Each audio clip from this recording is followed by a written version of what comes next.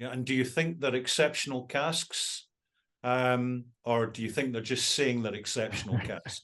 I mean, no one opens them to know. So yeah, well, that's a good point, actually. Hey, welcome to Super Social Club. I'm Jeremy. This is Whisky Industry. I'm Rob. Welcome to the Whisky Rant Podcast. It's a little crusty. It's frustrating. And it's going to be a little bit of a rant. I don't understand it. I don't know why. Some sort of injustice. Anyway, end rant. hello and welcome back to the Whisky Rant Podcast. I'm Jeremy. I'm Rob. And in our presence tonight, we are gifted with the absolute legend himself, Ralfy. This is the third time on the podcast. Ralfy, thank you so much for joining us yet again. And we are super grateful for that because this is not something that he does very often. So the original whiskey ranter, Ralfy himself. Yes. There we go. Oh, bless you lots, guys. The original thingamabob, the original nuisance. That is my title in the whiskey industry, and I'm quite proud of it. And yes, let me see, we're in 2023, October 2023 at the point of recording, and I have managed to last, let me see, 14 years. Yeah, a huge accomplishment.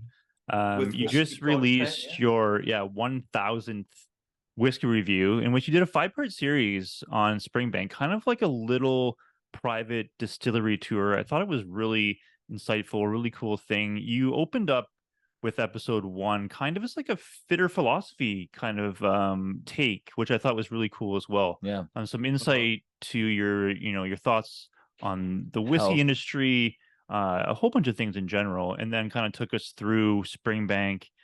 Really cool, because we were all kind of thinking, what's Ralfy going to do for his 1000th review? Like, is he going to pull out something, that he's got on the shelf that's been collecting dust, something really interesting? This was an interesting take on your 1000th review. So kind of talk about your decision to do that instead of just like reviewing a single bottle.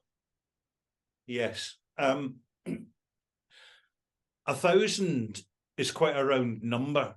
Mm-hmm.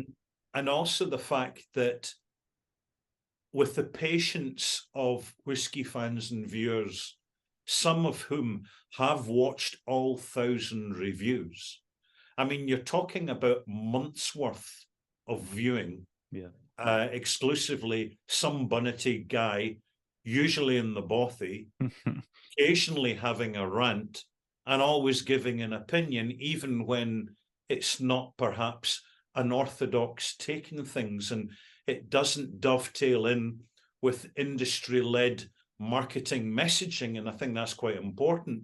And I was conscious of this when I was thinking about what to do for the 1000th review. And as many folk in the whiskey sphere are aware, the first distillery I ever visited in my channel for a fairly substantial walkthrough was Springbank, and for a very simple reason, because I was fully aware that it was a small, very compact, old school distillery, which absolutely does everything from start to finish in-house manually. And this is something that is highly unusual, actually, in not just in Scotch whisky, but with any spirit makers anywhere in the world. So you have a situation where the grain arrives in the back of a lorry. It's then pumped into a steeping basin where it's soaked. And then after a good soaking, it's laid out on the maltings floor, where it's left to germinate. Of course, it'll happen more quickly during the summer and more slowly during the winter. But even at that point, a relatively inexperienced whiskey fan can say, aha, they're going not for efficiency of yield, not for alcoholic efficiency, but for flavor efficiency, because they're using practical experience rather than push-button technology to decide as and when the grain has sprouted enough to deliver a decent yield of alcohol from the sugars, but whilst retaining some of the proteins and some of the starches, along with the husk and the rest, which are going to contribute to the flavour. And I know some folk will say, well, hang about, Ralfy, husk doesn't contribute to the flavour of whiskey. Well, actually, it most certainly does if they've been using peat in the kiln, because husk absorbs a lot of peat smoke. So it's the walkthrough happened in about 6 sessions. And in retrospect, I missed out the washback, right? But that's because I was running out of batteries for my little flip cam the camera I had at the time. And I thought, well, I'll come back later and do it. But there was no need. And it was quite a compliment I got just visiting the distillery a few weeks ago to record the 1000th review, when one of the guys there says, hey, Ralfy, whenever, I was learning to do tours around our distillery, I watched your video from 14 years ago, well, 13 years ago. Wow. And that's basically gave me a kind of route plan and what to say and what to talk about when discussing it with visitors. And it surprises me now, guys, it really does, that there's still very few distilleries in Scotland even make a feature of the fact that they can do maltings on their premises. They can bottle on the premises using distillery water to cut down the strength of the alcohol if necessary. So when they're looking at fact that there's barely a single bottle of Springbank anywhere in the world that's gathering dust in shelves at the moment. Yep. So why on earth are other distilleries, particularly new start distilleries, not doing exact cut and copies of what Springbank are doing? Agreed. Now, from this, you've got a small distillery recently started in Scotland called Lochleigh, and they've actually basically brought in a lorry to do some maltings in the back of the lorry, in the bed of it. So they're kind of putting a tarpaulin over the top, and it may seem a bit old-fashioned and rustic and extreme, but it's working for them. So sorry, they're putting like essentially what we would call a transport truck, and they're doing malting in the truck.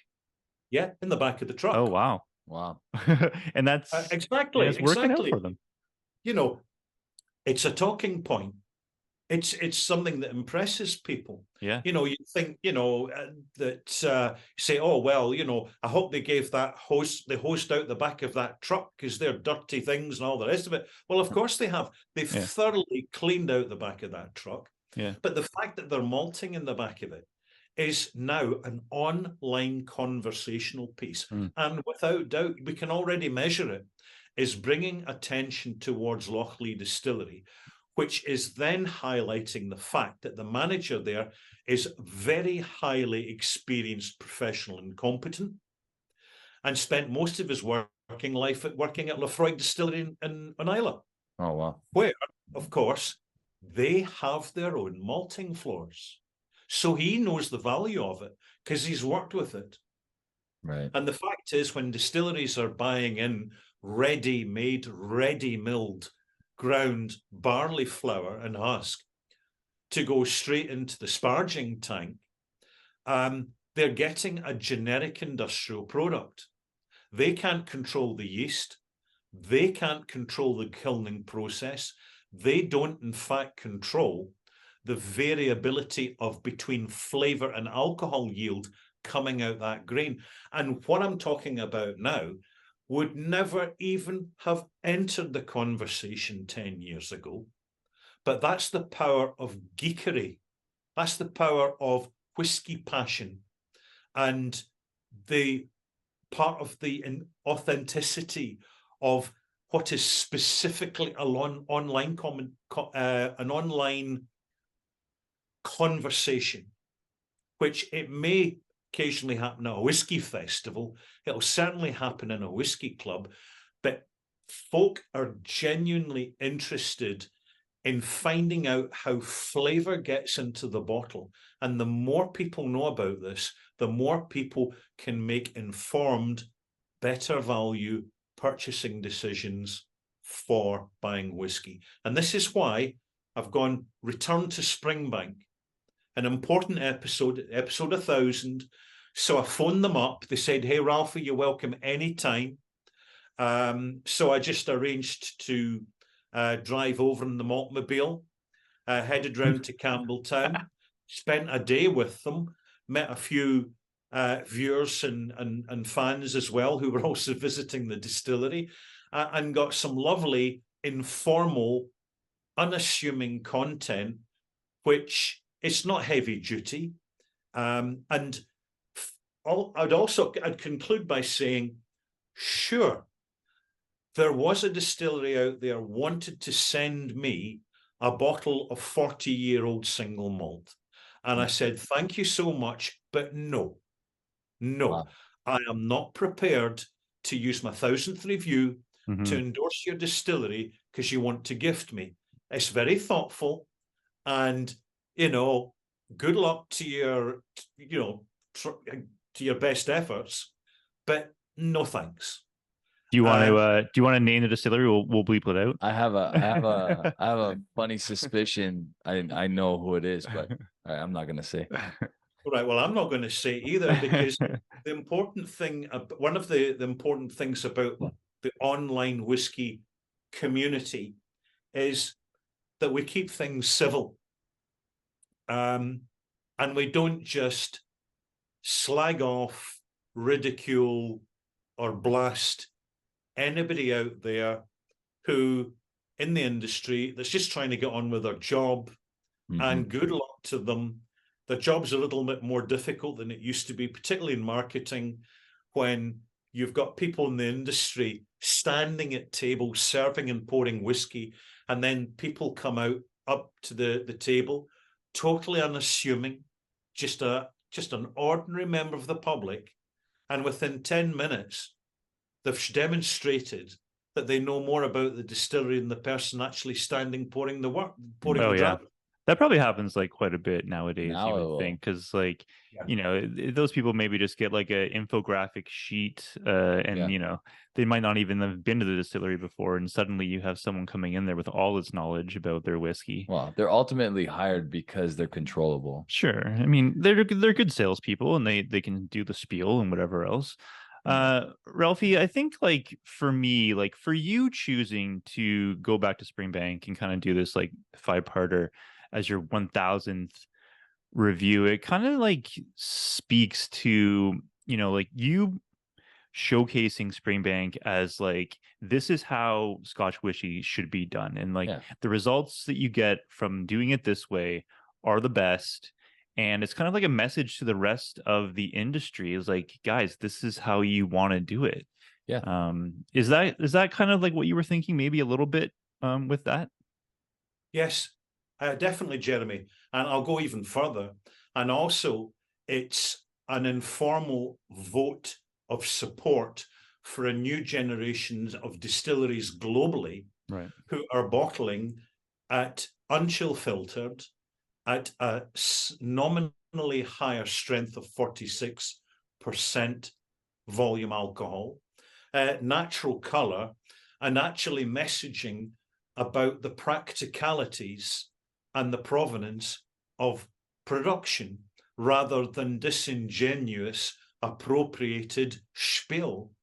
And in continue and being very visible with this message, the small distilleries who are just getting started at the most difficult time of their lives, where they're going to be the shortest with cash, and they don't know if their product's going to actually work and be assimilated into the whiskey scene, and they won't know until they actually sell the product. And it's not the first bottle that matters, it's the second, third, and fourth. It's the repeat sales. Right. And this is why new distilleries need to be so careful to put out their whiskey when it's ready and not before. Also, when even putting out small volumes of their whiskey, don't inflate the price to drive people away, because that's most certainly happening. And it's not just happening in Scotland, it's happening all over the world, because it may be exciting. In the last 10 years, 14 years has been very exciting with all the new distilleries, the new awareness, the incredible usefulness and value of all online commentary. But it's nothing compared to the next 10 years when you're going to see an explosion in the American single malt whiskey scene. You're going to see an explosion across the UK, Britain, and Europe and Ireland of all these new distilleries which are appearing, some of whom are really just winging it, and others have got more knowledge and experience than the members of staff.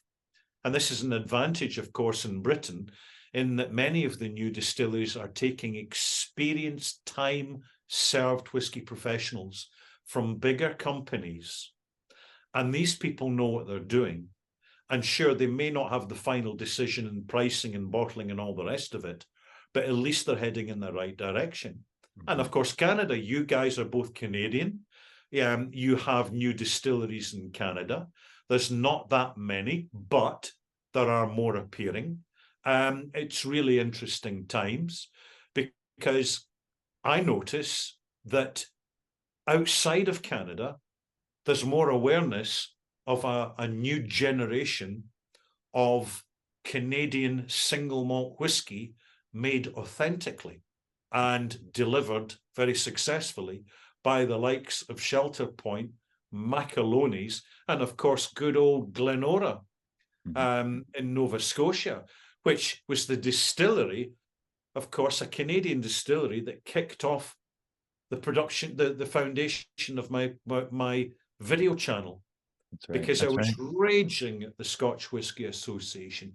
I was so angry at the time, guys, that they should demand that a Canadian distillery not use the word Glen because it might be confused with Scotch whisky. You know, how incredibly culturally arrogant. It beggars belief that here you have Glenora Distillery. Where is it? Nova Scotia. Oh, rightio. What does Nova Scotia mean? It means New Scotland. That's what it means. Right. And do you find any Scottish people or people of Scottish ancestry in Nova Scotia? Absolutely. I suspect you really, really do. Yeah. And yet this cultural arrogance within the higher echelons of the whiskey industry was giving this small distillery such a hard time for it. Unfortunately, the original owner lost his health as a result of it, and this is well documented. But it's great to see that distillery still going, which is why, spoiler alert, I recently bought another bottle of 10-year-old Glenbretton, which I'm reviewing for Ralfy Review 1001. Thanks to today's sponsor, Lather. They keep releasing some ridiculous smelling items. The scents that they come out with are phenomenal. New one for the fall season, this soap right here, the Rustic Pumpkin. Rustic Pumpkin is killer. Yeah. This one right here, Fresh AF, is exactly as advertised.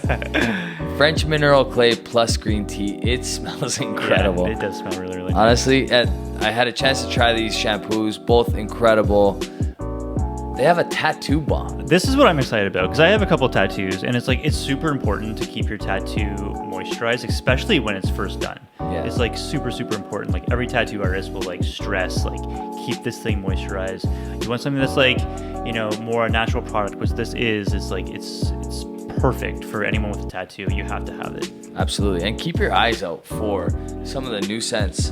Sour spritz. This is like sour Skittles. It is really good. It is really good. The black cherry smells exactly like what you would think black cherry smells like. Yeah. And the eucalyptus lime is unbelievable. Yeah. Who would have thought that that's a great combo? This black cherry musk beard balm is really, really nice. Everything, honestly, Lather produces has been phenomenal. I've had only great experiences. There's nothing that I'm like, I wish I didn't get that. Mm-hmm. Yeah, we love the product, and check out the link down below. Check out Lather. Yeah, you got to check out Lather, guys. There you go. Love and that. Do you know what, guys? That's awesome. No spoilers, but the whiskey is even better than the first time I tasted it 14 years ago. I love that. A full circle. We should All the way back have a around. bottle as all well. the way back around. We should support that. Why don't you tell them what we were drinking here? Yeah. So to honor your 1000th review and your trip to Springbank, we decided to do a couple bottle kills of Springbank over here. Yeah. This is the 2020 21-year-old, which is one of the darkest 21-year-olds I think they've released in a very long time, as well as side by side with the Society released 28-year-old that was the miniature bottles, the 200 CL or the 20 CL, sorry, I should say, 200 milliliter bottle. Just because we knew that you had a banger of a Springbank that you talked about. If you guys haven't watched the review, you really should go watch all 5 parts. At the end, I'm not going to say when I just did kind of, but you talk about your favorite Springbank, which I'm not going to reveal unless you're willing to do that. Well, I've got a bottle here. Oh, there it is. Yeah, There it is. I mean, this is the long row version, because and this isn't that long ago, but things move so fast now, guys, that 5 years is a long time in whiskey. And 5 years ago, I could go out and I could still buy Springbank, and I didn't have to join the ballot. I didn't have to join the lucky dip. I didn't have to join a 3-hour queue and wonder when the fight was going to break out and the police would have to be called. You know, it's true. These things happen. It's just, unfortunately, it's just gone a little bit crazy. But this is nothing to do with Springbank and everything to do with the consequences of providing what is simply a globally recognized, iconic spirit from Scotland's most important Scotch whisky maker. And good luck to Edrington and Macallan. I mean, when they come out with 95, 97, 100-year-old, and it's going straight into auction, and, you know, it's private clients here, there, and everywhere. I mean, good luck to them. I'm actually grateful to Macallan for taking the heat off genuine quality whiskies at affordable prices, so that the super rich are that busy stocking up on the name that they're leaving the better quality affordable whiskies alone. So I think Macallan are doing us a favor. Yeah, I think we talked a little bit about that, actually. We talked about that in regards to Ben Romick, because they're slowly picking up steam in North America now. And we're kind of hoping that selfishly hoping that it just dies down a little bit so that we can still the get bottles them. Will still be available for us. You know, the cask strength is still readily available here. It comes out. I mean, it sells out relatively quickly, but at least everyone's able that really wants to get a bottle. Get a shot of it. Tell us about that Springbank, because when you mentioned it in your video as your favorite Springbank, I looked it up because I wasn't really familiar with it. It's the Runlets and Kilderkins. That's right. Do you know what these are? It's like an eighth of it's like a quarter cask but smaller, right? It's like a very, very small cask. Right. Rundlets are simply a small cask that would be used in breweries, and Kilderkins are small casks that would be used in distilleries. And they're really old school names. Before the advent of the term quarter cask. So the thing about the range, when Springbank bought them out, of course, there was no marketing, no foreknotice. They simply appeared in the shops, and you had to jump in and buy what you could buy while it was still available. And I could see which way things were going with Springbank. So I bought about 4 bottles of each. I got 4 bottles of the Springbank Rundlets and Kilderkins, the Long Row Rundlets and Kilderkins, and the Hazelburn Rundlets and Kilderkins. And obviously, any whiskey fan will know that Long Row is peated Springbank, and Hazelburn is triple distilled Springbank, relatively unpeated. And with the influence of smaller casks, and importantly, these were active casks, they're really good quality casks, you have far more rapid maturation in a shorter space of time. And one of the consequences is that the actual integrity and the fullness of the spirit coming from the still goes over time more intact. So, I mean, these are non-age statement whiskies. I would reckon they were bottled 7 or 8 years. If they'd been in standard casks, they'd have been quite sort of, they'd have needed very active casks to balance them off. But being in small casks, they were basically super ready. Now, having said that, I've just noticed the 11-year-old age statement. I was going to say, I thought these are around 10 or 11. Yeah, they're 2001 distillate. Is that right? Let me show. Geez, where's the steampunker? So there we are. First blooper. I don't bother about bloopers anyway. I'm not. The bottle that I looked up, because I was really interested in this one, because I hadn't seen the Springbank before. No. It was a 2001, I believe, vintage distillate, maybe perhaps, for the Springbank version. Very limited, 9,000 bottles. But yeah, really interesting. I've never heard of these casks. I mean, we hear of quarter casks, of course, but something smaller than a quarter cask I didn't even think even existed. I feel like I had a shot at the Hazelburn and I passed up on it. Obviously, this was what, you said 5 years ago? Oh no, it'd be at least over 10 years ago. Oh, is it that much? Yeah. Is it really? I mean, time flies. I tell you what it is saying in the back of the label. Yeah, I've got the steampunk here and I can actually read it by getting the reflection, the light right in the back of the label, because it's got a bit of metallic ink in it. It's basically saying a Kilderkin Arundlet is a small oak cask equal to an imperial measurement of volume of 18 gallons or 68 litres. Okay. Not much. So it's not much. I mean, these are really blood cask sizes. In a quarter cask, you're looking at approximately 150 liters or so. Well, this is specifically saying 68 litres. Yeah. So it's like half the size of a quarter cask. Yes. Yeah. So it's an eighth of a cask. It's an eighth of a cask. Yeah. Yeah. Pretty much. That's very cool.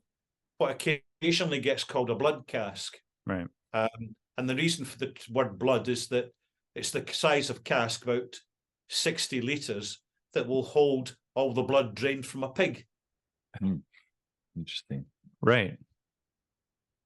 Hopefully that's not what was in the cask before they put whiskey in it.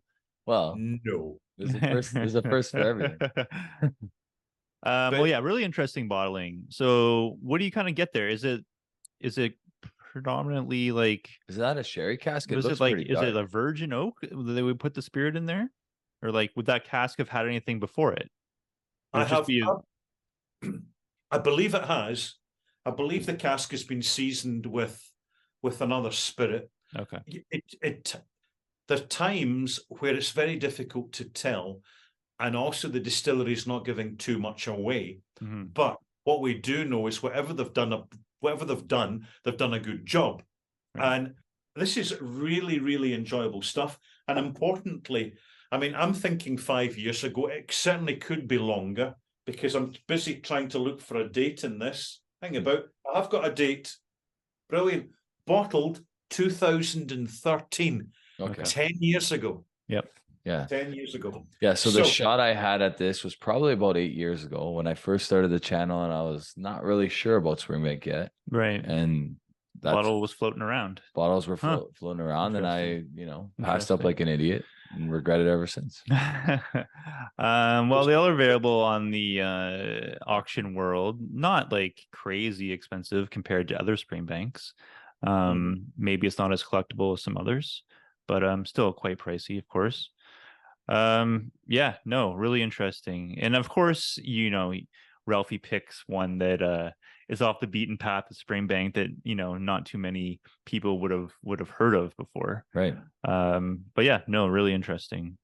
I specifically picked it, Jeremy, because I enjoyed it so much at the time. Yeah. And sure, it was very available. There wasn't the huge surge of interest that has happened in the last specifically 3 to 4 years with Springbank.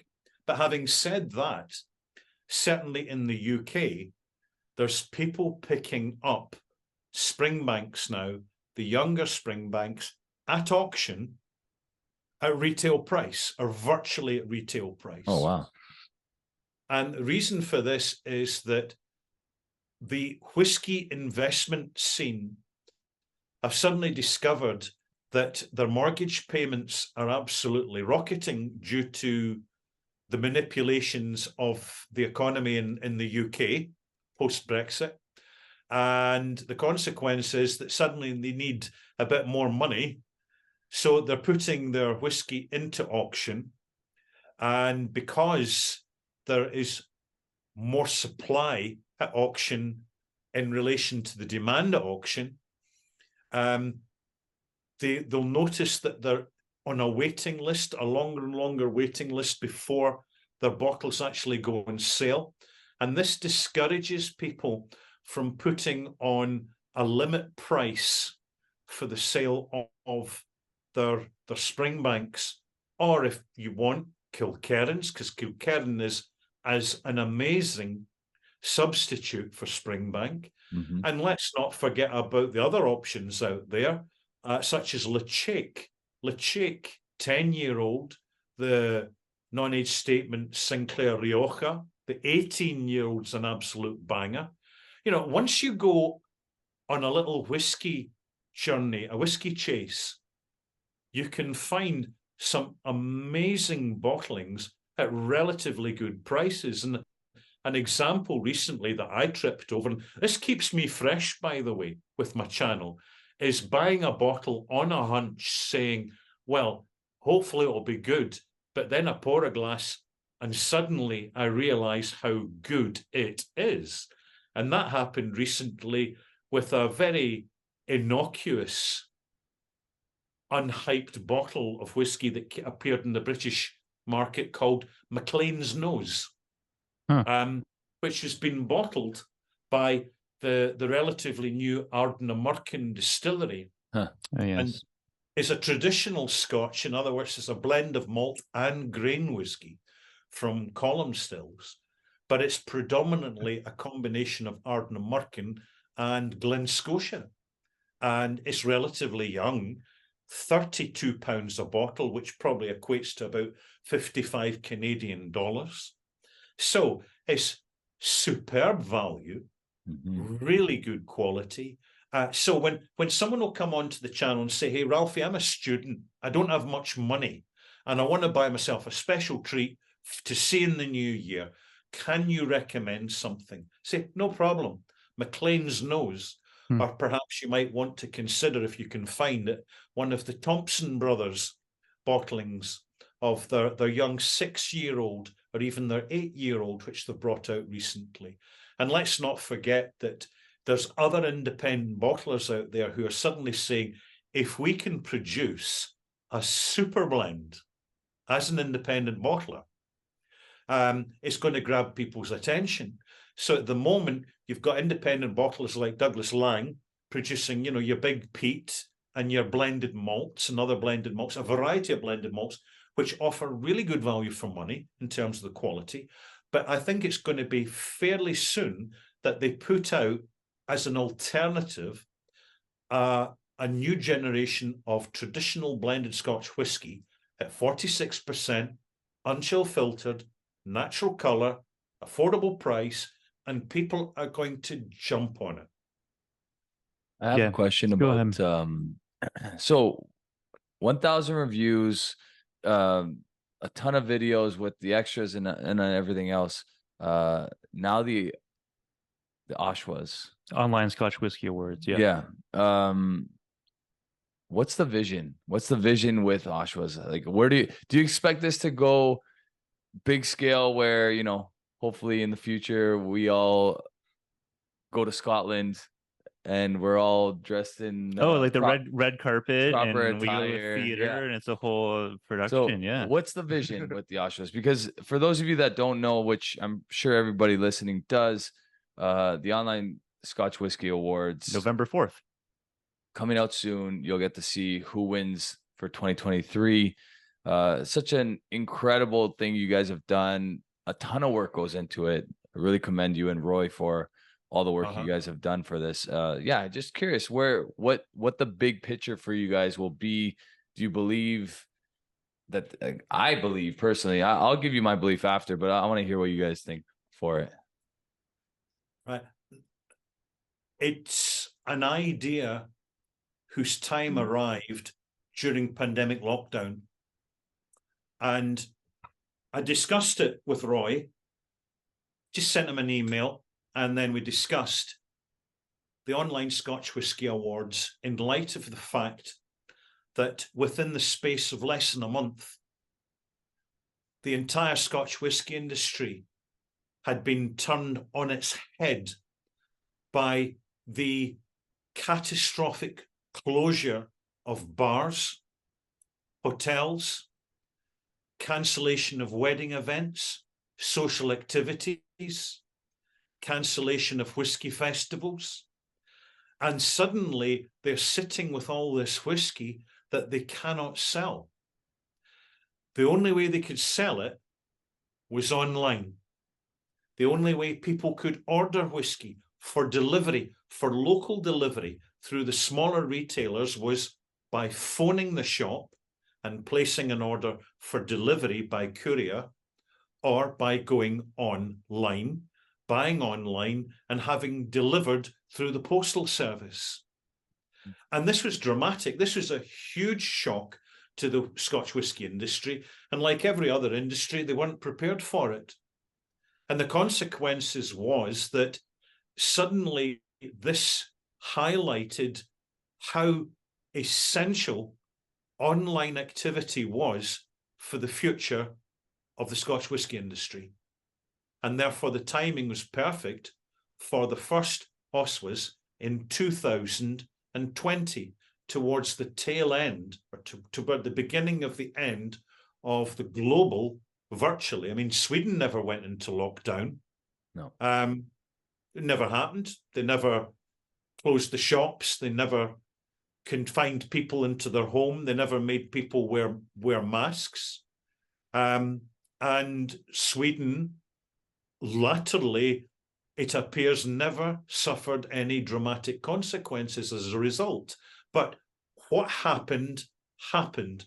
And I think that many people, for many reasons, had their mindset changed. And one of the consequences was people who were maybe reluctant or occasionally using online starting to regularly use online.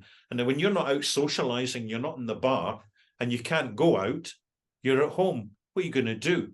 Put on your computer. What are you going to do if you're a whiskey enthusiast? You're going to look at more variety of whiskey content. And that is where the timing of the Oshawa was important. And Roy is a perfect partner for it, because both Roy and I are very different people.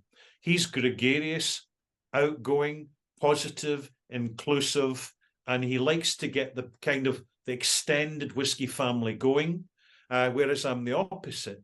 I'm grumpy, introvert, occasionally ranty. I prefer just to be in the bothy, in the middle of nowhere, and with nobody knocking on the door. That's the way I like it. That's the way I am. So the two of us, I say, right, well, if I do this bit, Roy, and you do that bit, Roy, and between the two of us, we'll finance it. So there's no third parties. So this is a Scotch Whisky Award. It's not just another award, because there's plenty of awards out there, from the World Whisky Award, the International Wines and Spirits, the Scottish Whisky Award, the Scottish Field Award. There's plenty out there. But we're transparently doing it on a completely democratic vote-led playing field, where it's a simple system, it's highly cost efficient, and there's no way we're going to get vast amounts of audience very quickly. It's something, just like the whiskey scene itself online, that's growing incrementally and steadily. And it's not so much the number of people who connect with the Online Scotch Whisky Awards, although that is most certainly growing. It's what people are getting out of it and how it is steering their whiskey purchasing.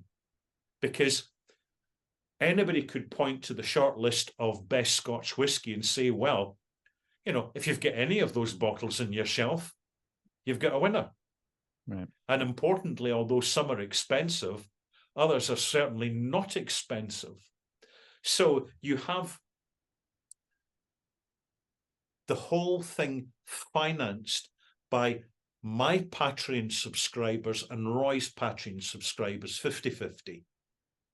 And Roy and I sort of kind of manage the whole thing, manage the structure of the thing with the support of our social media content makers, who are doing a fantastic job. And then we have our contributors online, 65 contributors, including yourselves, guys, who are creating the nominations in each of the categories. We then get the vote on the nominations to narrow it down to 6. And at that point, it goes out to a public vote. So it's a very simple formula. And although the corporate-sized companies barely register its existence, the smaller distilleries, the independent bottlers, they really appreciate the fact that the OSWAs, the Online Scotch Whisky Awards, is authentically online and can only work online. You couldn't just lift it and dump it into a conventional format with 5-course meals in a grand hotel in the middle of Edinburgh and then invite all the distillers to pay X £1,000 a ticket just to attend, to applaud the winners. You know, I'm being cheeky. I know I'm being cheeky, but do you know what? The fundamental thing about the internet is it completely empowers the nobodies to do something and be something for other people who are just like us. Yeah. We're not, generally speaking, on the industry's guest list. That's true. And frankly, we don't need to be. We don't particularly want to be. It's actually a good thing to keep the separation, keep the distance, and whilst we do so, keep it civil, keep it sensible. And sure, there'll be the occasional bloopers, the occasional rants, but, you know, we're all looking out, whether directly or indirectly, we're looking out for one another. And if someone appears whose content is perhaps a little too driven by intoxication, they will get to know about it. Mm-hmm. We wanted to get your opinion on the Online Scotch Whisky Awards, and specifically a category on Distillery of the Year. Springbank, of course, is up again. They won the previous year. We have noticed some disdain for Springbank as a whole because the availability is so limited, and a lot of bottles get picked up by people who are in for it for investment purposes or whatever. Yeah. Does Springbank, in your opinion, still deserve to potentially win Distillery of the Year despite their availability to the majority of people? Or do you think that people might look at a different distillery just because Springbank isn't available to them? Mm-hmm. I get one vote, Jeremy. I can't make any decision in that. It's down to the voters. It's down to anybody and everybody online who's interested in whiskey and where they want to place their vote. So as much as there are detractors of Springbank who are frustrated that they can't buy the whiskey, I think the real direction of that frustration should be, well, why aren't other distilleries being more like Springbank? and delivering fantastic whiskey, which we really want to buy. And unfortunately, you have some whiskey producers who will bring out their annual release of special bottles of whiskey, and you look at the price and you think to yourself, seriously, are they taking the piss? Right. You know, there's no way on my budget I'm even going to contemplate paying that money for that product. Yeah. And I totally get it, because I understand that frustration, because I'm going out to buy Springbank, and I'm thinking, oh, forget it. I'm not even going to try and join the scrum or the queue. I'm not even going to be there. What else am I going to get instead of Springbank? Right, how about Kilkerran? Can you still get Kilkerran? Yes, actually you can. Where can you buy it? If you can buy it in the shops. In the UK, you can get it to auction for roughly the same as the retail price. So it's really swings and roundabouts. So people are now looking, well, what's going to be the next Springbank? So guys, do you have any idea from where you're sitting in Canada, what's the next Springbank? I think based on availability, it has to be Benromic for us. I mean, we've mentioned Benromic as an alternative to Springbank. Yeah. I think just based on availability, that's the best option. We don't get enough of our of course I have to butcher Ardnamurchan. We can't pronounce that distillery's name very well. I think you've pronounced it very well, Jeremy. But the first time this is the first time I've done it right. I've been trying to teach him how to pronounce it for the last 3 months, and then of course when I'm in front of you, I butcher it. There's blooper reels being created right now of me butchering that name over and over and over again. Let me give you the Scottish version. Ardnamurchan. Ardnamurchan. You gotta swallow the R. Right. That's what my Scottish friend said to me. Swallow the R. Yeah. Yes, and spit it out again. So yeah, I would think it's been. Yeah, I would think Benromic for us, just based on availability. We get the cask strength regularly. It's a phenomenal bottling. As far as non-peated, I would go Glenallachie. Glenallachie is probably that's my go. I mean, right now, based on availability, those two are my go-to: Benromic and Glenallachie. I think that Benromic, like if you look at the influence and how much peat is influenced in their whiskey, it seems like it's on the same kind of plane as Springbank. Like you get a little bit of peat. It's not overwhelming like Isla stuff. And you do get this kind of like weird kind of funkiness to it sometimes with some of the Benromic bottlings. So yeah, I think that we would aim towards that distillery as being like an alternative for Springbank. I mean, of course, like you can't replicate Springbank. Nobody does it. They're so unique. What I love, I mean, just the entire family run organization as a whole, the way Gordon MacPhail just, you buy a Gordon MacPhail 25-year-old and you're looking at a price that's a third of what the original bottling from that exact distillery would be, so depending, of course, on the particular distillery name. For sure. Yeah. I mean, if it's a Spey malt, it's going to cost more, but,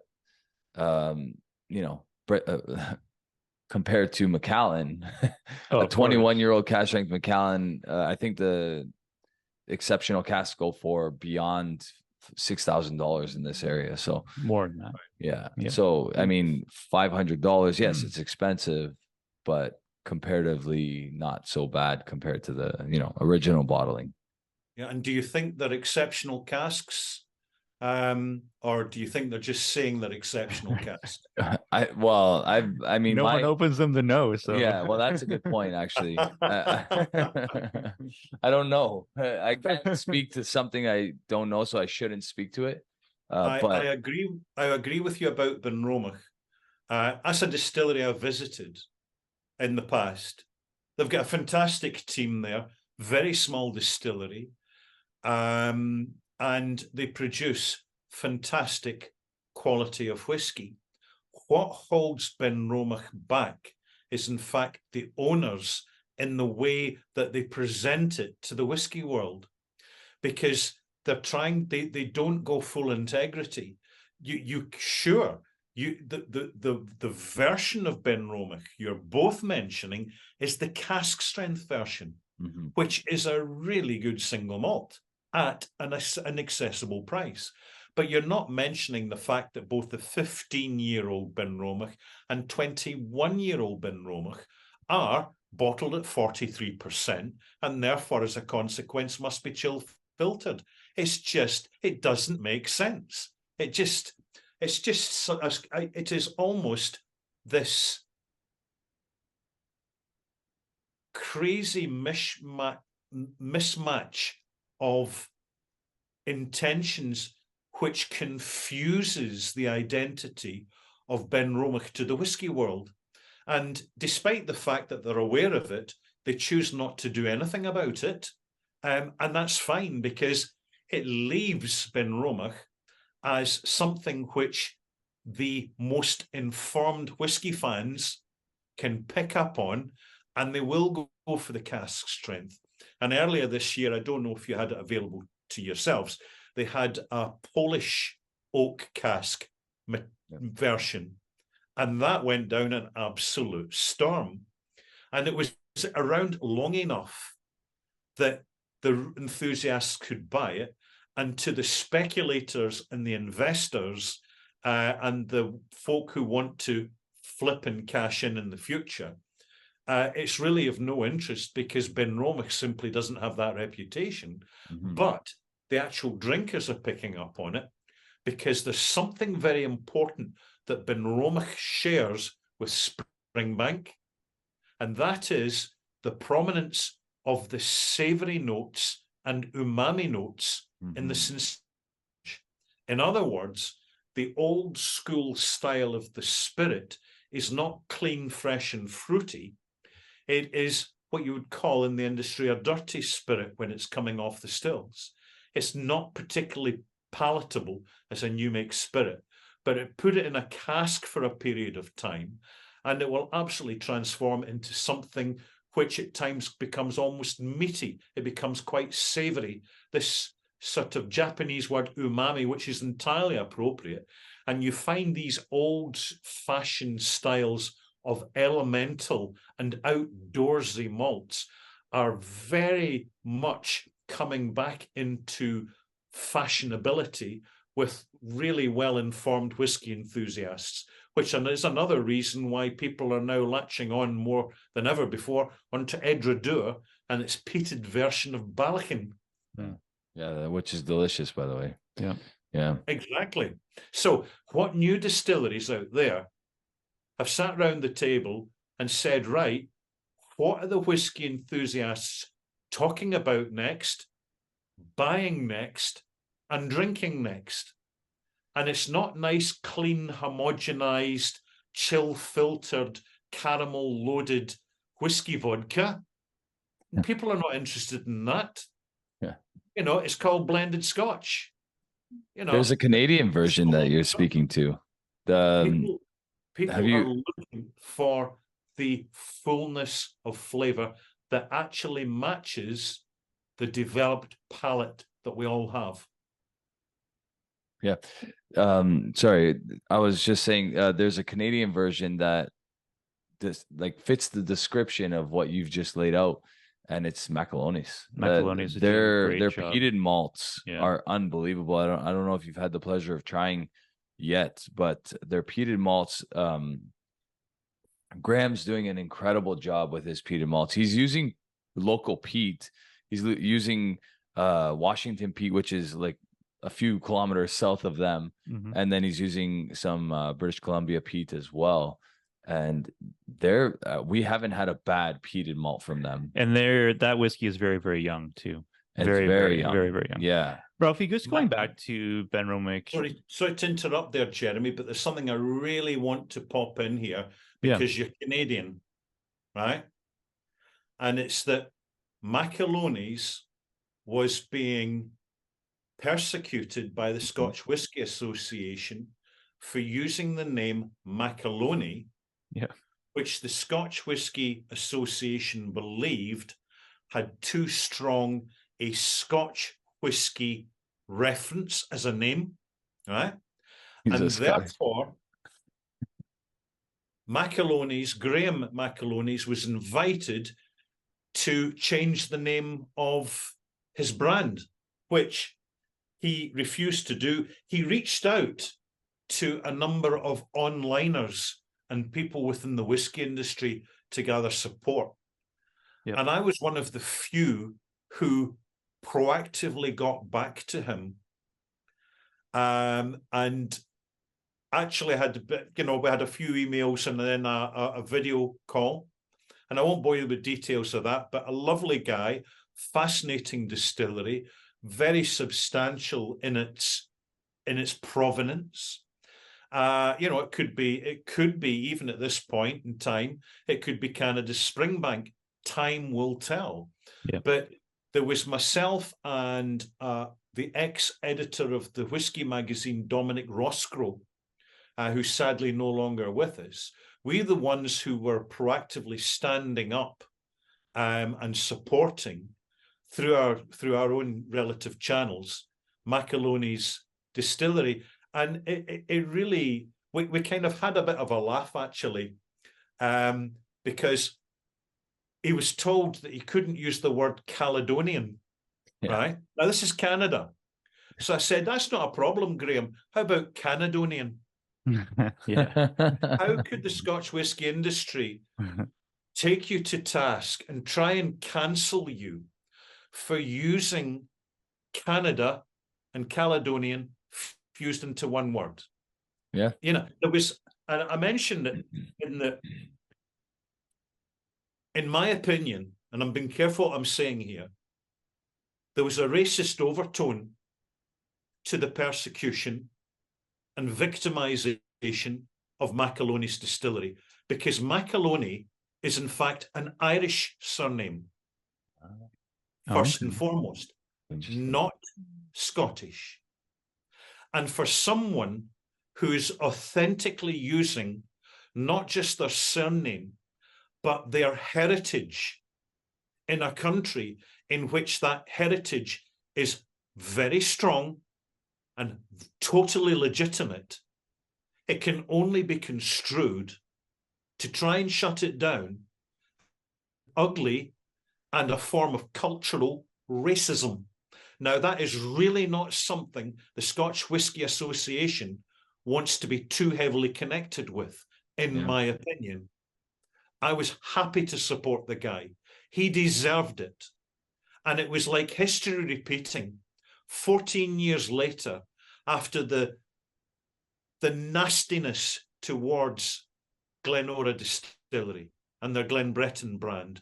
And here it was kicking off again on probably the most Scottish country in the world after Scotland.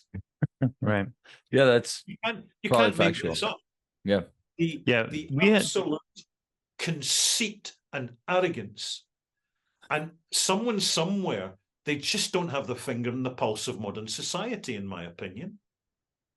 But there we go. That's a wee connection between Ralfy and Canada. Apart from the fact that I've attended 2 of your whiskey festivals in the long and distant past. Enjoyed them very much. Wonderful people, the Canadians. Very polite, but I have to say, at times far too polite for their own good. That might be true. Sure. We actually did an interview of Graham on the Whisky Rant, which if you haven't already, you might like it. Very insightful. You may, if you have some time, want to check it out. We talked to him about this exact thing, and we're like, this exactly happened to Glenbretton. Like, were you anticipating anything from the Scotch Whisky Association when you released your whiskey? And he said no. He said that there was no way that he thought using his own name would somehow bring a red flag up to the Scotch Whisky Association. He was completely blindsided by it, and we just felt for him, like how, and he had to negotiate essentially, and he dropped Caledonian and he just called it, I think, and then he had to add the apostrophe S. Yeah, he had to, Macalone's. right. It's like he was completely blindsided by that. He was not anticipating that from them at all.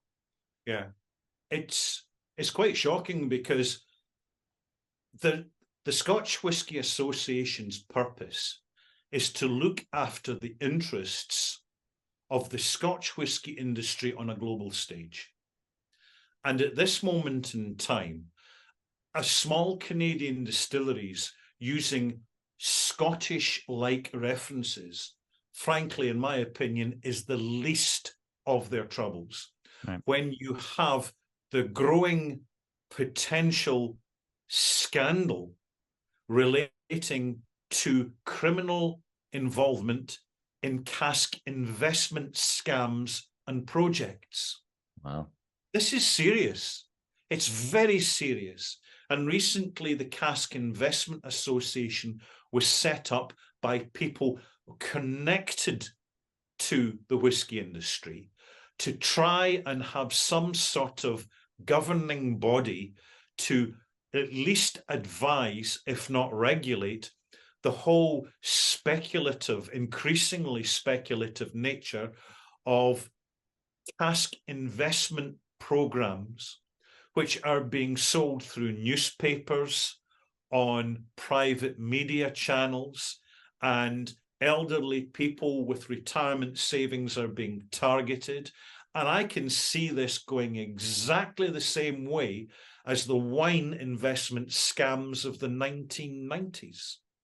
It's going, the potential of embarrassment and damage to Scotch whisky's reputation, frankly, is enormous.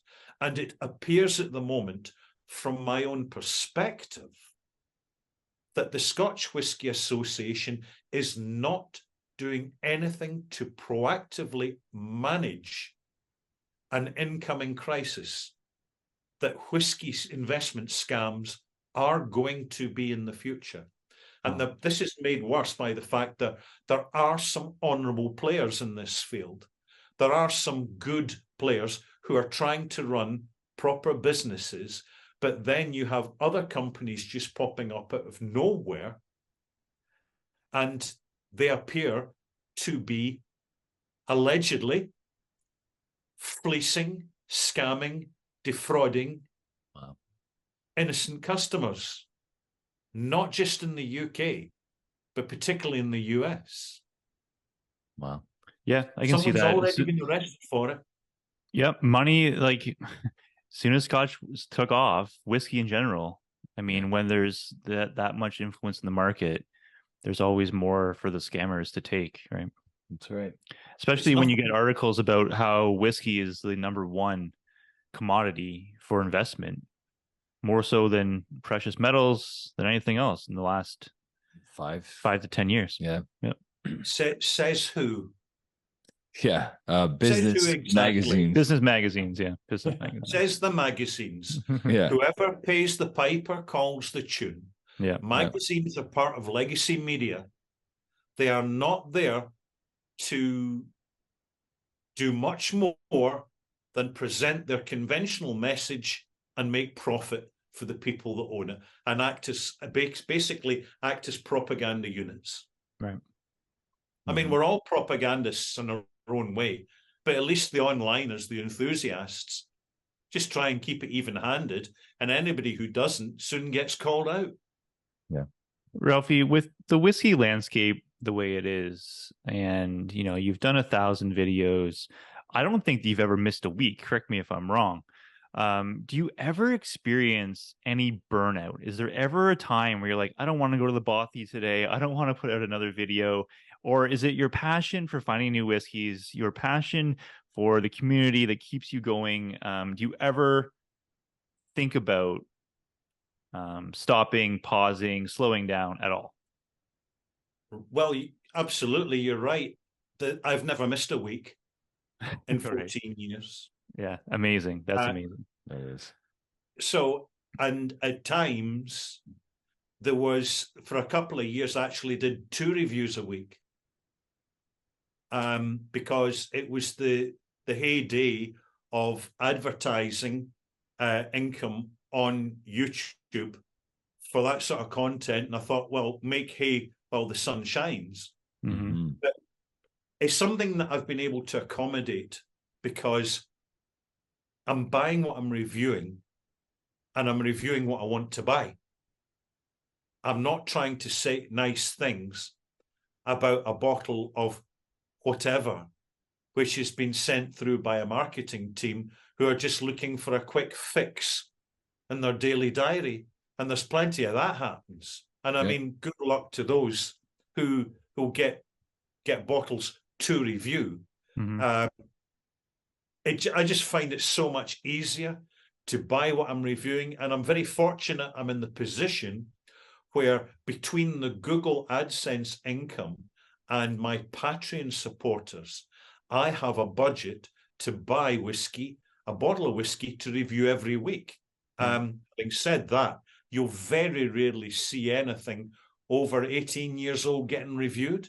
And recently I've started reviewing non-age statements because some of them are better quality and more reviewable and more easy to review than poor quality age-stated whiskies which are out there.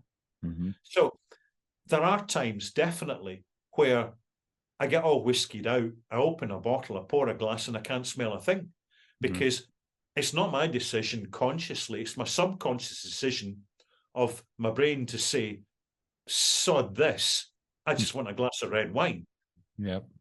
And there are times where I'll do 2 reviews back to back so I can take the next 10 days off completely dry with nothing more than a tiny little pour for a taster as I'm doing my research. Because I open the bottle about a month, 6 weeks before I review it, because you'll never get an accurate reading off a first taste. The senses need time to acclimatize to the singularity of the single malt. And as a result, you need to taste a whiskey, and it's tiny little volumes. You don't need any sort of major volume in the glass. In fact, that tends to be a waste. And you just have a wee sip, wee smell, another wee sip, wee smell, put it aside for an hour, come back to it. It's oxidized, it's opened up, you've added some water, you're starting to navigate it, put in the experience. And then basically at the end of it, you say, well, I'm glad I'm not one of these master blenders standing in an office all day with about 500 glasses in front of me of all the same single malt from the same distillery, but each one from a different cask. And first and foremost, my job is to kind of isolate the really bad casks that have completely spoiled the whiskey, and we've got no choice to get rid of them, but to get rid of them. And then I've got to sort out the best from the rest. And then I've got to sort out the priority to which they contribute to the following batches. I mean, that is such a chore. That's why when you ever see master blenders relaxing in a bar somewhere, or people who work in distilleries down at the local pub, they'll probably have a gin and tonic. Or a beer. The last thing they want, having worked all day with whiskey, is to have a glass of whiskey and be enthusiastic about it. So like that hasn't happened for you. You still don't think that like this has become so much of a job that you're not still enjoying it. You're still enjoying everything you do, all the whiskey you try. You take breaks when you need to, but it's still a passion for you. It is, because there's a couple of serious advantages I have in running a channel, in that the content that I bring each week is different because the bottles are different. Not because I'm saying things differently, but every time I open a different bottle of whatever I'm reviewing, it's a different experience because of the sheer diversity of smell and tastes of quality spirits, not just Scotch whisky, but rums, and occasionally bourbons. Occasionally, I've got a review of Brazilian whiskey coming up shortly from Union Distillery. Really, really interesting. Totally surprised by it. And of course, this is where on my Patreon channel, we've got a 2-way conversation going, which isn't possible in the comments section of your video on YouTube. So the quality of information that you can get going between commentators and contributors in my Patreon channel is just amazing. And I tell you, I'm spending half the time picking up tips from other people on what I should buy to review because they've bought it and they're just curious about my opinion. I mean, That's the reason I got the Cadenheads bottling from Union Distillery in southern Brazil. But another reason that I've managed to sustain success over 14 years is that I don't have the predisposition of being an alcoholic. And this is important. I can take whiskey or leave it. Sure, and when I was looking after my mum when she was around and she was getting a total handful because she was just too full of energy and I wasn't prepared to give her drugs to settle her down or whatever. You know, there was the only time in the day that I actually got a break was after she'd gone to bed. And that would be about from 12 to 2 in the morning. So I'd have about 7 or 8 whiskies and 2 bottles of beer. And it was my brother says, "You're drinking too much. Your nose is turning red." And I thought, damn it, he's right. So at that point, I just backed off. I had a total clean week and I thought, right, keep an eye on it. But apart from that, it's never been a problem. I'll go for, in fact, it's probably 4 nights a week now that I go to bed on a mug of cocoa. I don't touch alcohol at all. Because the more you segregate your totally sober days from your alcohol days, the fresher you keep your palate. See, I told you. And this actually started out before I took it over as a whiskey bothy. It was, in fact, a tool shed, and had lawnmowers in it and rakes and piles of plastic pots and all the rest of it that had just been absolutely abandoned for long years. So I just emptied it all out. Got a new little wooden tool shed. And once I'd emptied the place out, I thought, yeah, this is going to be ideal as a whiskey recording studio because it looks the part and it's the absolute antithesis, the exact opposite of the plummy, leather-chaired, roaring fire, baronial, fancy high-end bars which tend to feature in whiskey magazines with, you know, this illustration of old moneyed wealth. Or 2 Canadian D-bags. Well, you know, you can relate to this.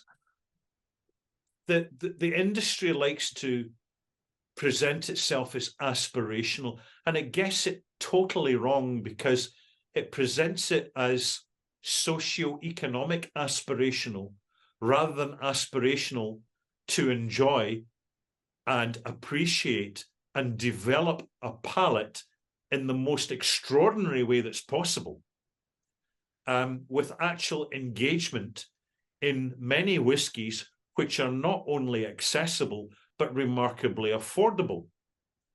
You know, when you look at what you can buy for $50, you know, you mentioned cask strength Benromach.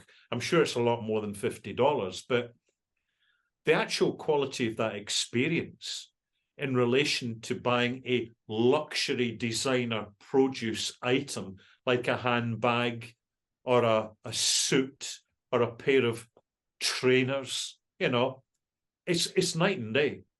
Absolutely. There's an awful lot of trash out there which masquerades as luxury high-end goods.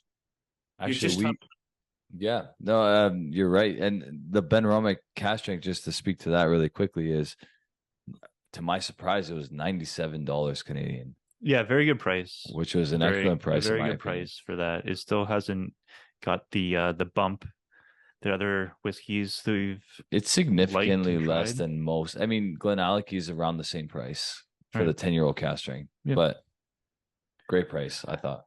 Well, let me tell you right now, guys, don't say too much about that because they will put the prices up. Well, Ralfy, you know, it's nominated for Whiskey of the Year in the Online Scotch Whisky Awards. You know, it might receive a couple votes, and if it wins, then look out. Look out if it wins. Right. So just for the record, the Online Scotch Whisky Award voting has concluded a few days ago for 2023. I am aware of both Roy and I are the only ones aware of who has won. and neither Roy nor myself are saying anything about it. I'm sure there's someone at the Bonaccord that's like, feeding you a couple whiskeys and trying to poke you for some information here and there. They'll be lucky they can poke away and feed all they want. My lips are sealed until the live stream from the Aquavit channel on Roy's channel of the Online Scotch Whisky Award official presentation with guests on Saturday, the 4th of November. And I'm sure you guys will provide a link below when this goes live. We will, yeah. This will air the Monday, and then the Saturday will be like this Saturday will be the award show, I think. The Saturday following when this airs. Correct. Yes. Yeah. So when you're watching this, it's this Saturday coming up. So tune in. Yeah. November 4th. It's going to be very interesting. I'm super excited to see all these categories and what has been voted. Ralfy, you are a published author. You have 1,000 whiskey reviews, many more videos, lots of insight to the whiskey world. You have the Online Scotch Whisky Awards. What's next? What's on the horizon for Ralfy? Right. Well, I'm celebrating the 1,000th review in the form of an installation in Glasgow at the beginning of November. Okay. Right. I will be at Good Spirits Company in Bath Street in Glasgow, which is a specialist whiskey retail shop. And I've known the guys for absolutely years. And I will have an art show there of A3 canvases on which photographs from my whiskey collection of photographs, some of them have been put on to the canvas, and I sign them all, Ralfy.com, to commemorate 1,000 reviews, 2009 to 2023. They're selling for £100 each, and all the money raised from the sale of the art is going to a food bank in Glasgow to support families with children who need assistance. Because the reason I'm into whiskey is because I was in Glasgow. Glasgow, over the decades, has done such a lot for me. So I'm doing something for Glasgow. And it's very modest, it's very small, but it's also quite important to me. And the 1,000th review is the perfect opportunity for an introvert who'd rather be in the bothy to actually get out and about. So it starts with the Online Scotch Whisky Awards on Saturday, the 4th of November. Then from Monday, the 6th of November to the Monday, the 10th of November, I will be at Good Spirits Company making occasional visits to the Bonaccord to also launch my beer, which I've commissioned from a local brewery called Whisky Chaser. There you go. And very cool. I like the name. I like it's our first, guys. Nobody's done it before. I've arranged with the distillery that they develop a recipe for a real ale which is perfect as an accompaniment to a whiskey. Wow. So it's got to be no more than about 4.5% alcohol. It mustn't be sweet. It's got to be clean, crisp, and malty. So it's that when you sip the beer, it's not going to interfere with the quality of the whiskey that you're drinking. Likewise, once you've had the whiskey, when you go to the beer, you'll see how it matches and complements. And we're launching this at the Bonaccord on tap only, not available in bottles or cans, only on tap in the bar for that week. I'll be doing a book reading in the Bonaccord. I'll be doing a little bit about the Oswas in the Bonaccord. I will have 2 guest whiskey evening tastings, which, sorry guys, I can't say what it is until it goes public, because my Patreon subscribers get the first chance to get tickets. There you go. Right. Well, we'll be there. It's the fair way to do it. Right. I've also got Ardnamurchan are providing, as I did for my 10th anniversary, Ardnamurchan have agreed to provide a single barrel of 7-year-old heavily peated cask strength Ardnamurchan for Ralfy. Wow. Very nice. Which will sell only at the Good Spirits Company. It's an absolute banger of a malt, and it's got my little emoji on the front, and I'll be signing a few bottles. And I approached Ardnamurchan and said, Ralfy here, do you fancy doing a Ralfy bottling? And I'm not looking for anything out of it apart from the bling. And the bling is that they are going to donate the profits to the Ben Foundation charity, which supports people with alcohol-related problems who have been or are working in the Scotch whisky industry. Very nice. That's awesome. Maybe we can work out a trade. We're not allowed to divulge just yet what's happening, or well, Jeremy's very reserved about it. He doesn't want to talk too much about it, but we'll let you know off recording what's happening. But let's do a bottle swap. We'll do a bottle swap if you're up for it. You know. But Ralfy, we commend you for your philanthropy. Yeah. Philanthropy. Philanthropy. Yes. Yeah. Philanthropy. I mean, finished yet, by the way. I haven't mentioned the signatory. Oh, geez. Go ahead. There you go. Yeah.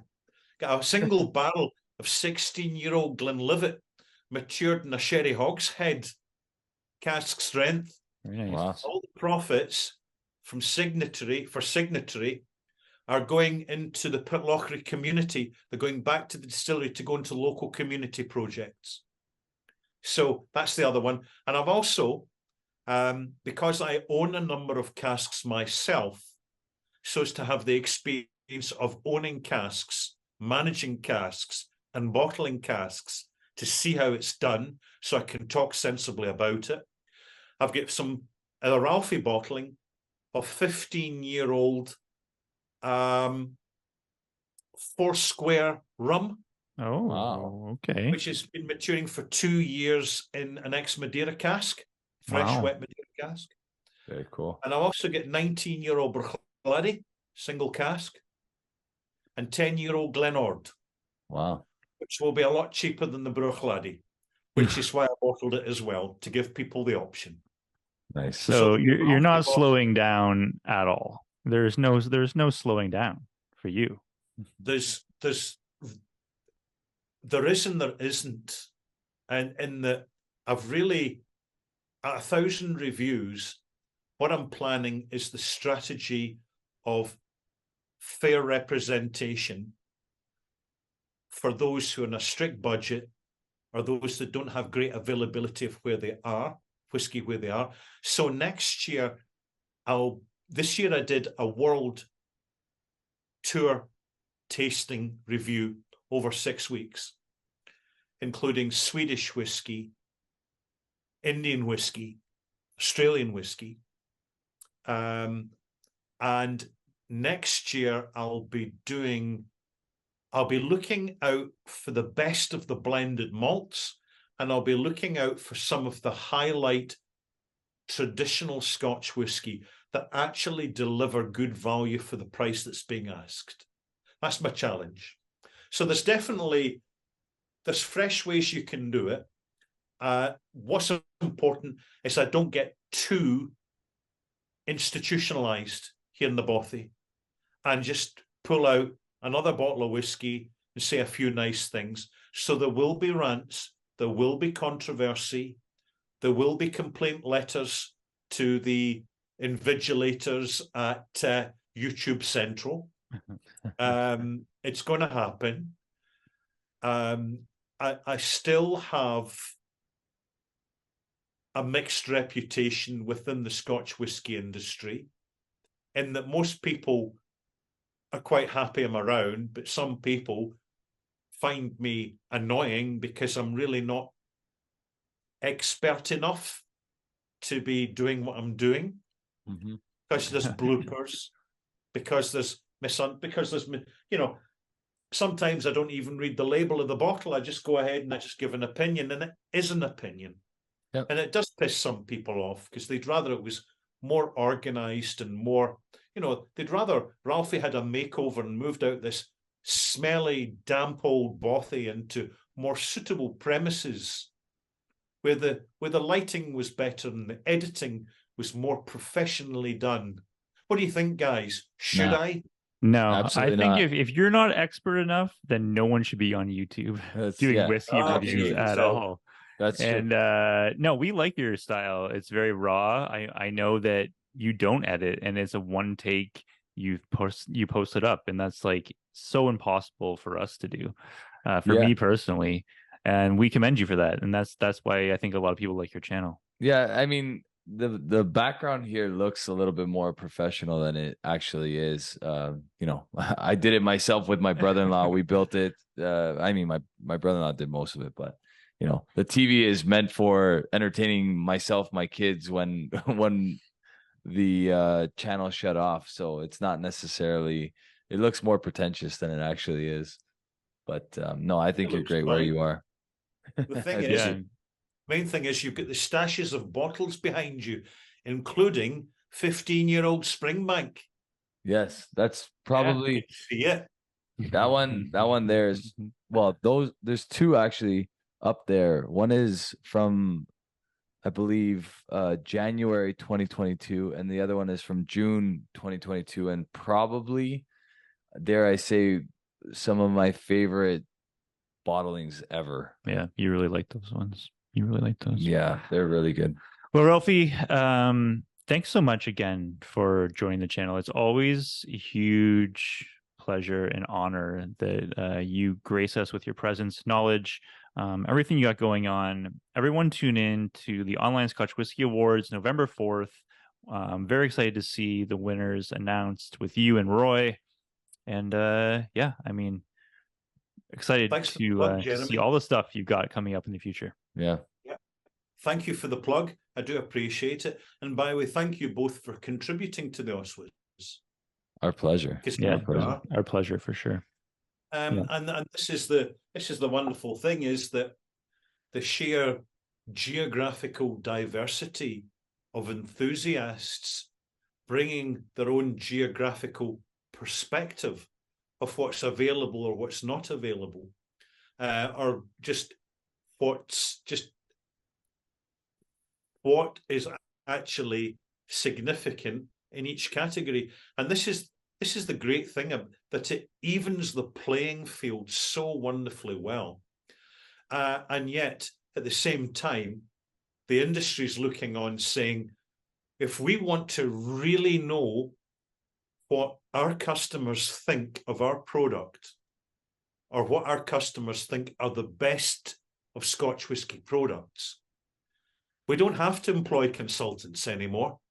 We'll just go and check the last edition of the Online Scotch Whisky Awards. There you go. Because the format is completely and totally democratic. One vote per person, and thousands have voted.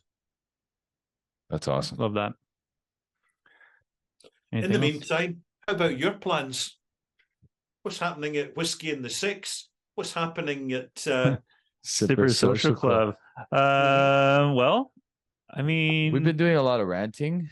That's probably the majority of our content these days. We like having these little discussions, taking a page from your book and ranting about things. We got our next podcast after this one will be about port matured whiskey, where it goes right, where it goes wrong. It seems like port is very finicky sometimes when you put whiskey in the barrel, and we discussed those, some good, some bad. Absolutely, because port can have exactly the same effect as sherry. It can become this enormous overcoat on imposed on a whiskey that actually kind of wipes out the integrity of the character of the individual spirit. But great subject. I mean, the secret of success with any rant is to conclude it or start it by saying, in my opinion. Right? Yes, that is very, very important. Oh, we've learned that the hard way for sure. Oh, you've the hard way. Oh, do share. Do share. Have you been threatened in any way? we've had our fair share of trolls and individuals that feel they, we're going about it all wrong. Yeah, the Ralfy.com comment section is very mild for the most part compared to some stuff that we see. But we give it back. I mean, I give it back to them just as hard as they give it to us. So it's you don't get away with a few things. Yeah, I try to take a little bit. You take the high road, and I take whatever road they're traveling on.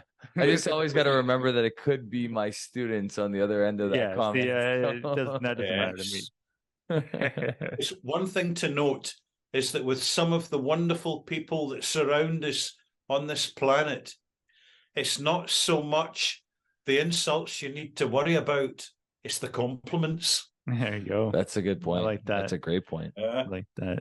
Ralfy, thank you so much. Again, really much appreciated. Absolutely. And see you on November 4th. Yeah, and thanks, guys, for having me on your channel again. I appreciate it. I know I've been a little bit rambly, but hey, you know what to expect. And love it. I think you're very patient. And thanks for your quality questions. Yeah, unlike what's his face at Springbank, where he had no questions for you. He had four. I think it was four questions. John. That's fantastic. John, yeah, is there any questions for me? No. You can't script it. You cannot script that. And it was great. It was great because I got enough of an interview. It was lighthearted. It was completely unexpected, and it was just John being John because he's such a practical, down-to-earth guy, and it's these kind of guys in the whiskey industry that actually keeps the machinery working. These are the people that actually make whiskey. They roll up their sleeves, they push barrels, they know how to work the forklift, they know how to repair casks when they start to leak, because it happens. They know how to lay out a malting floors. John's done it all. He is absolutely vital to the future, and people like him, to the future of Scotch whisky. So it's very rare that folk like John in a conventional interview would even get a look in. And sure, he didn't really want to say too much, but it was great. It just made it a very singular, different type of video. And when I asked him, is there any questions you want to ask me? And he says, no. I was just hilarious. It was a funny moment. I thoroughly enjoyed it. It was great. Yeah, it was really good. Yeah, it was really good. Well, thank you, sir. You're welcome. Appreciate it. And yeah, we'll see you November 4th. Wonderful. Yeah. All right, guys. That's what they're doing for us. Thanks so much for watching, and cheers. Cheers, everyone.